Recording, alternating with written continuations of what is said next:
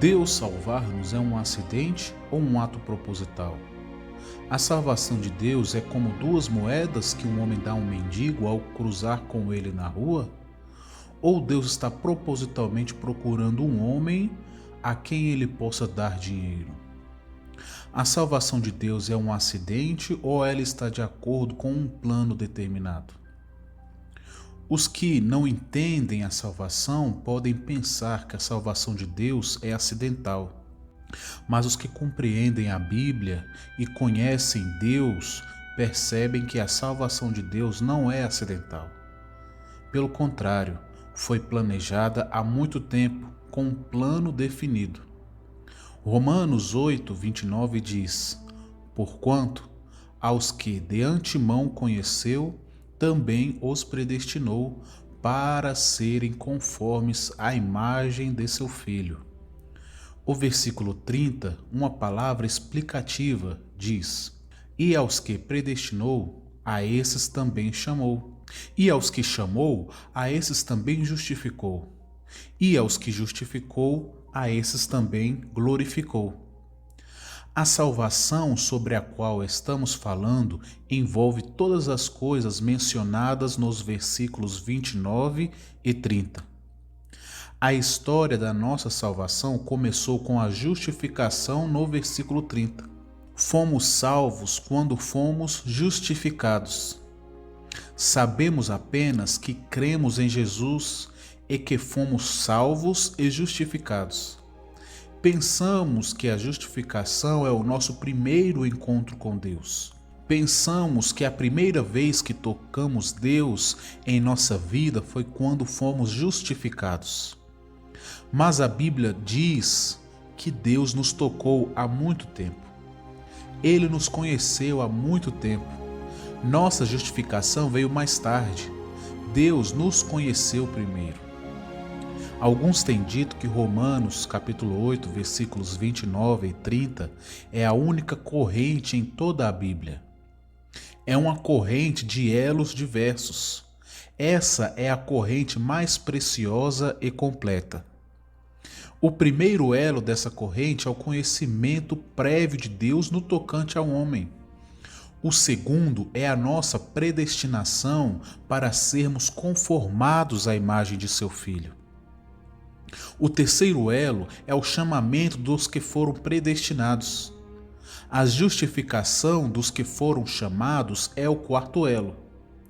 O quinto é a glorificação dos que foram justificados. É uma série de interligações. Nós pensamos que conhecemos Deus à época em que fomos salvos e justificados. Mas a Bíblia diz que antes de sermos salvos e justificados, Deus já nos conhecia. Aqueles que Deus conheceu há muito tempo, Ele marcou. Ser marcado significa ter em nosso nome uma marca de identificação, indicando que Ele nos reivindica para si. Para que propósito fomos marcados? Para que venhamos a ser como seu único Filho, Jesus Cristo. Ele não quer apenas um filho, Jesus Cristo. Ele veio marcar-nos para que fôssemos idênticos a seu Filho. Assim, os que foram marcados foram chamados. Os que foram chamados são os conhecidos por Ele. São também os que foram marcados por Ele. Então, Ele chamou os que conheceu e marcou-os. Após chamá-los, Ele os justificou. Se a justificação é o primeiro passo no relacionamento de um cristão com Deus, então não há mais motivo para que sejamos justificados novamente no futuro. Se apanho duas moedas hoje e as atiro no fogo amanhã, isso não é uma grande perda para mim. Não ser justificado é sem dúvida uma perda para o homem. Porém, Deus não sofre perdas. No entanto, temos de saber que a história de nosso relacionamento com Deus não começa na justificação e salvação. Antes, ela começa na presciência de Deus. A presciência de Deus é o princípio de todas as coisas. Ser predestinado é o segundo passo. Então, ser chamado é o terceiro passo. Somente após o terceiro passo é que temos a justificação.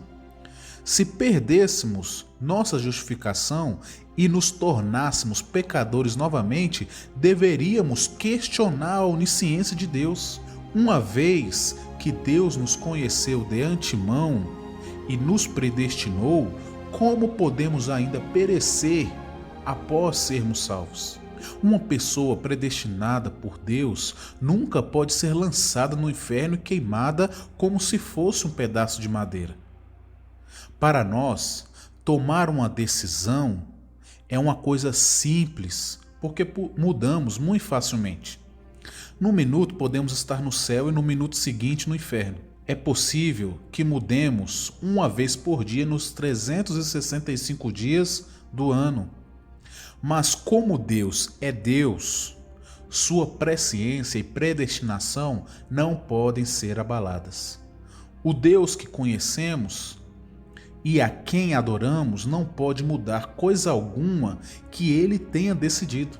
Por ele ter a presciência, a predestinação e o chamamento, nossa justificação é eterna. Para nós, é uma coisa pequena perder a nossa justificação. No entanto, para Deus é uma grande coisa perder a sua presciência. Para nós, perder nossa justificação não significa muito. No entanto, para Deus seria algo sério cometer um erro em nos conhecer antecipadamente, nos chamar e não nos justificar. Deus não pode anular a justificação sem afetar a sua presciência, predestinação e chamamento. Se retirarmos um elo, os outros 3 elos não permanecerão. Se perdêssemos nossa salvação, a presciência, a predestinação e o chamamento de Deus seriam todos anulados.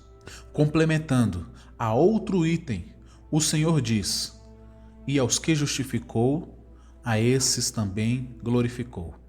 A não ser que Deus introduza na glória os que ele justificou, sua obra não está completa.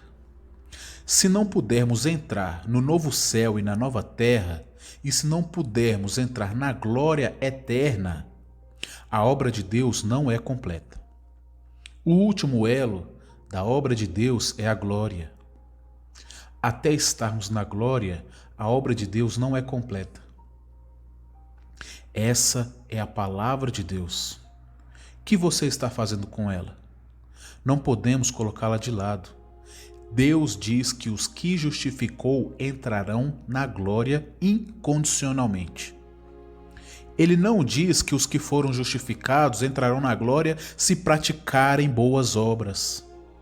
Ele não diz que aqueles cujas obras são aprovadas podem entrar na glória.